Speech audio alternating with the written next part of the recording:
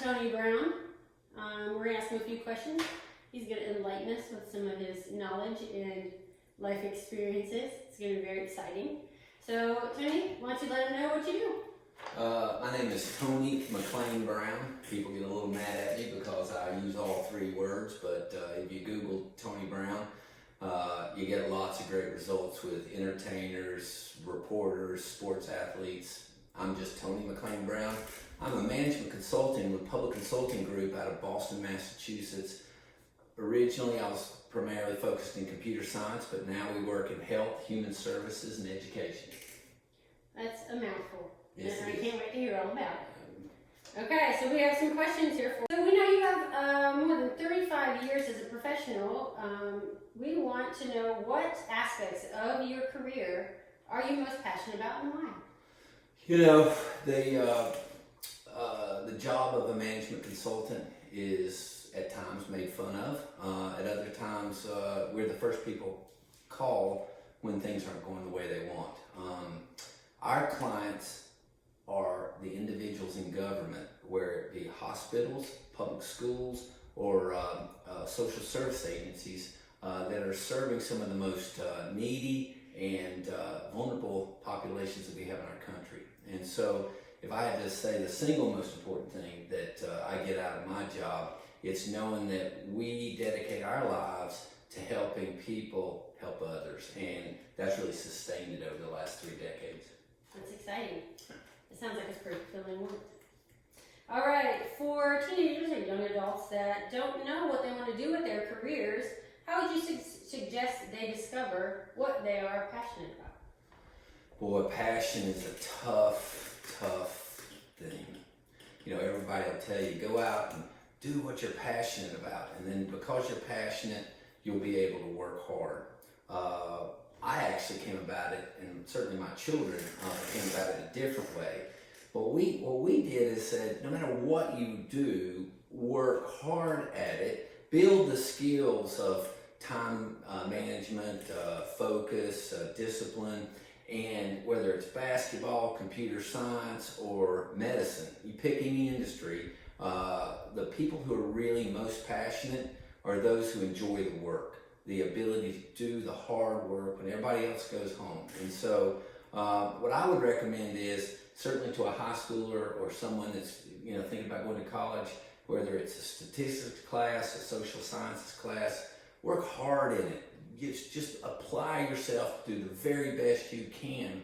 And then what will happen over time is you'll see what your strengths are, where your natural abilities align with the demands of the different industries, and then you'll start to build a real passion based on success. All right, I like that. So it just kind of comes to you naturally. Well, as long as you're working hard. Yeah, that's right. All right, so you shared a belief in integrating your career with your life. As opposed to working to survive, when did you discover the power that the principle, and how would you recommend a young adult discover that to balance that for themselves?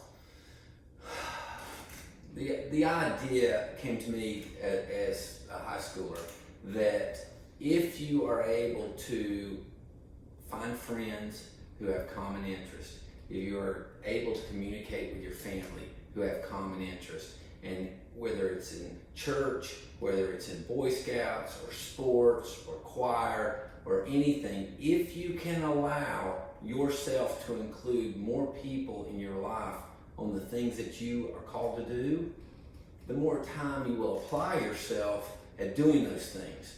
And I think that, we've all heard maybe, I think there's a country song out there talking about 10,000 hours.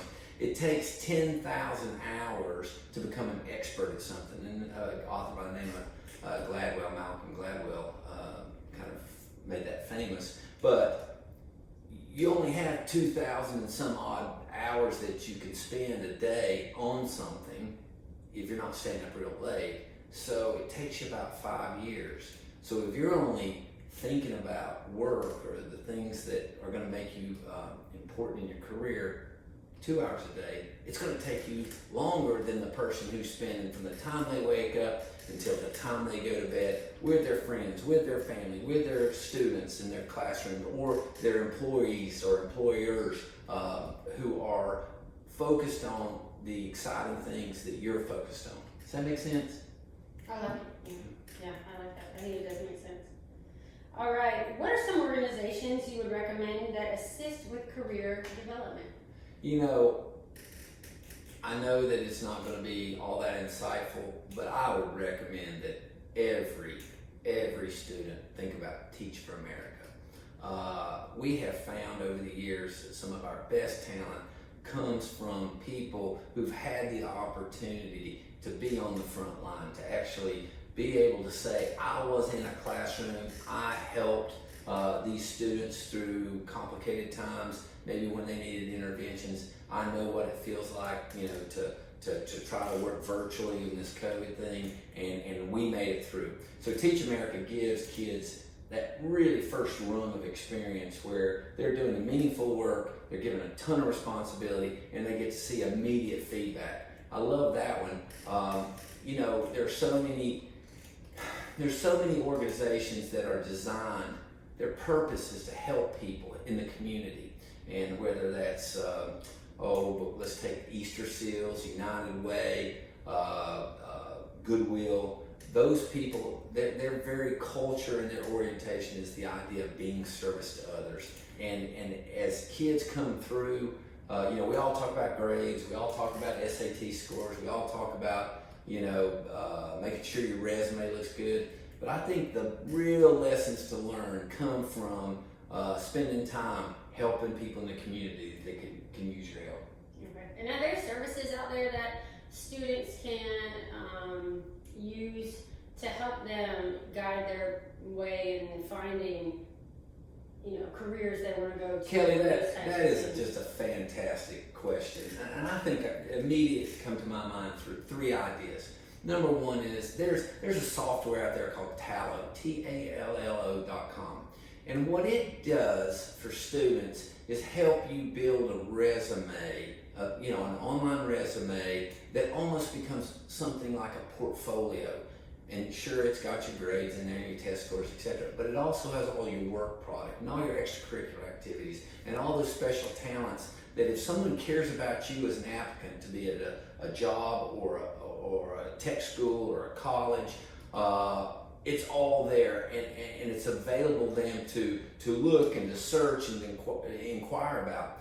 Just take something like computer science. There's just so many different flavors of what computer science is today that you could highlight in this Tallo software as specific skills. I think that's one. Number two is most school districts across, you know, the country we see have all types of resources in terms of being able to go into local businesses and do, you know, daily, you know, just go out for a day and see what various businesses do. And most students know what a doctor does, you know what a policeman does, but you may not know what a database administrator does, or you may not understand fully what a mechanical engineer does. So any chance that you get to go out and see folks, be hosted on site, I would take advantage of that. And then always there's just, you know, there's just a ton out there to Google and to network through, but you have to be, you know, you have to really be motivated. You have to really cycle through lots of reps of, do I like this? Yes or no. If I do, what is I like about it? And that lets you just continue your search for both, you know, college and career readiness. I like that. That's interesting. I remember trying to figure that stuff out, and I didn't feel like I had any help. So yeah, when we were kids, I mean, I expect most people who are watching this on their, you know, smartphone can't imagine that we tried to do it on paper or we tried to do it through just email. Mm-hmm. Now, you know, with all the different apps and all the different capabilities that employers and trade schools and universities have established.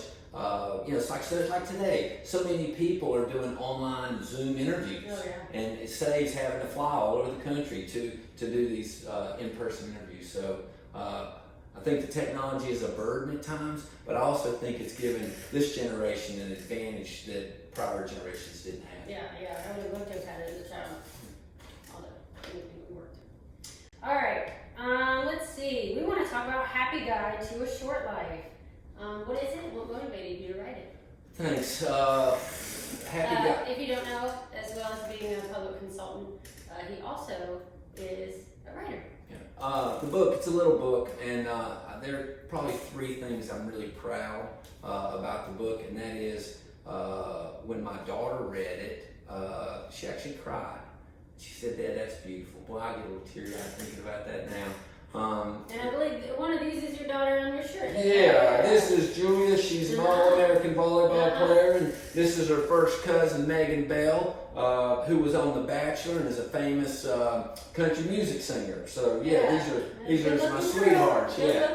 But Julia's fell behind another fella named Chandler.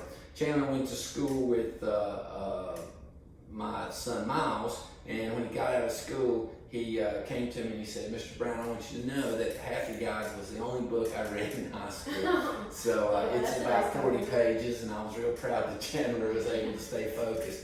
But the book came from a response to a serious author, Anna Quinlan, who wrote a book called Short Guide to a Happy Life. And in that she says, recognize that you have work, and recognize you have family, and recognize you have other interests. And she was really addressing the concern that people were just too focused on their work and letting life slip by.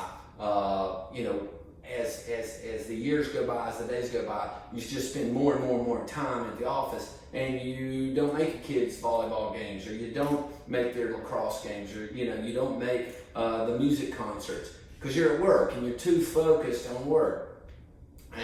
And so in the punchline, her book was a commencement speech that she gave to college graduates, and the punchline was, think about what you're doing, take care of your family, take care of yourself, and that'll help you have a better career. I read that book, I liked it. I liked a lot of the suggestions, but the book I wrote said, there's only so many hours in the day, and you better be careful. They'll slip by really fast, and while you're out walking through the jungle or the forest meditating, the people you're competing with at work are still at work and being more competitive there.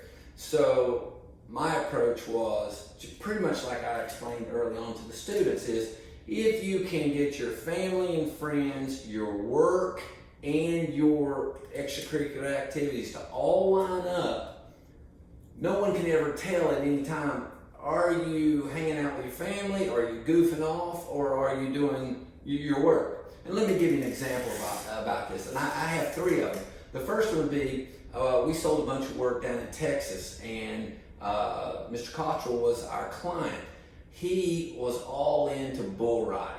And so, we'd go to have a meeting at his office, we'd talk about our work, and then he would talk about bull riding. Well, my response to that was I took up bull riding and really got serious about it, and went to Texas once a month for a couple of years and became a skilled bull rider so that me and my client would have something to talk about in addition to the work. But as that came along, my boys became bull riders. Well, they started out with the little sheep, and then they went to the bulls. And so then our kids are excited about bull riding, our clients are excited about bull riding, I'm excited about bull riding, and it's more integrated than I'm going to just talk about work and I'm just going to talk about my extracurricular activities. So that integration was really important. Another example would be, I had a client up in the state of Washington. The highest mountain in the United States is called Mount Rainier. Mm-hmm. It's just shortly outside of Seattle, Washington. It's 14,300 feet. And me and four other workmates were working in Washington, mm-hmm. connecting with the folks in Washington. We saw this big mountain, and we all decided to climb it together. So we were able to train together, and while we were training, we were talking about work. We were able to work together. We got our families involved. We got our clients involved. Everybody got excited about this big attempt to climb Mount Rainier. And many people have attempted it. 5 people died the week before we actually made our summit. Well, that was a year trip. Yeah, we agree. And but I still work with many of those fellows today. We shared a lifetime experience. I'm sure every one of them has a picture of that mountain in their offices, and that was another shared experience. One more would be, we worked in NASCAR and down in North Carolina. And our client there was Dale Earnhardt's gas man's aunt. And she was all into NASCAR. She got us excited about it. We ended up cobbled together a race team and got to race for 2 or 3 seasons, and that was a lot of fun. Again, the idea of we didn't stop work to go race. We raced, we worked, we raised our kids all in an integrated way. But those, I'm sorry to go on about that, Kelly, but That's they're 3 good examples. Yeah, I agree. Very good examples.